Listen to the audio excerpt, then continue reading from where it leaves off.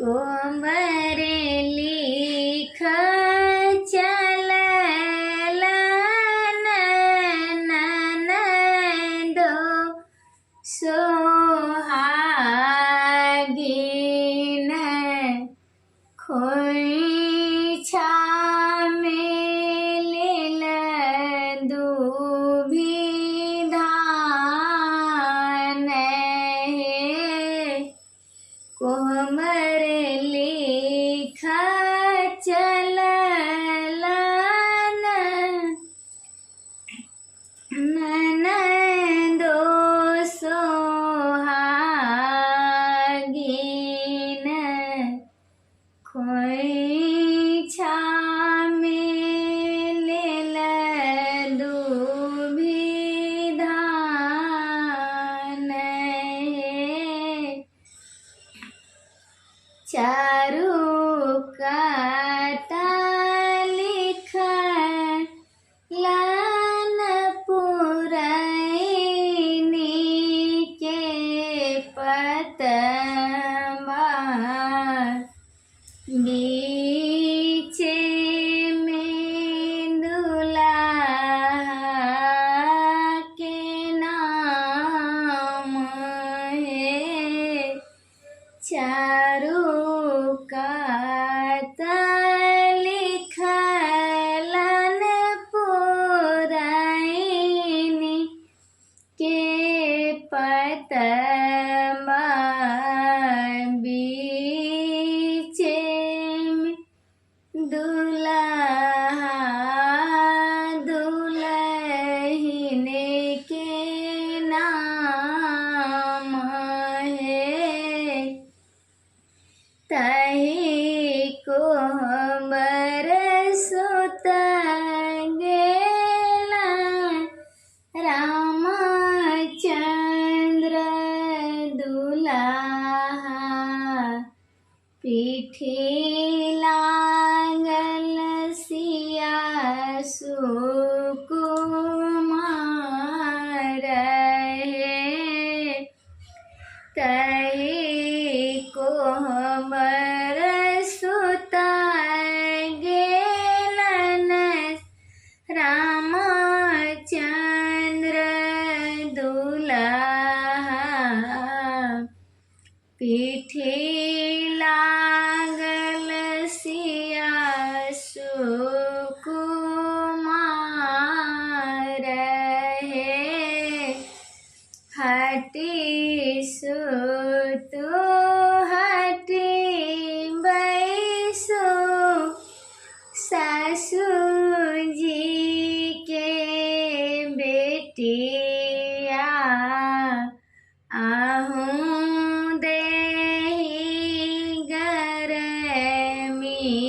बहुत है हटी सुतु हटी बैसो सासू जी के बेटिया आहूँ देहि गरमी बहुत है एतबे बचनिया जब सुनल कनिया सुहबे पलंग छोरी भुइया लौटी जाई हे तबे चनिया जाब सुनल कनिया सुहबे पलंग छोरी भुइया लौटी जाई हे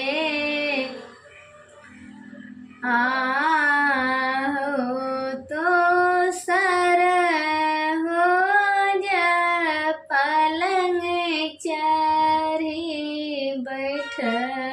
हो देखो ननदो चलित रहे, आहो तो सरहज पलंग चढ़ी बैठ हो,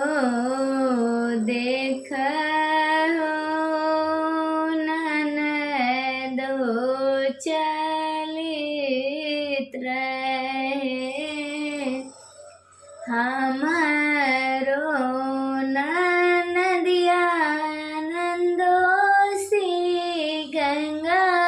जी के मांगल छन में जेतो छिरियाई है, हमारो ननदिया नंदोसी गंगा जी के मानलक छन में जेतो छिरियाई है, पलंग से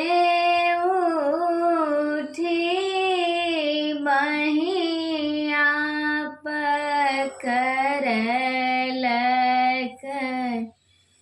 जंघिया ले बैसाई है, पलंग से उठी जंघिया बैसैलन,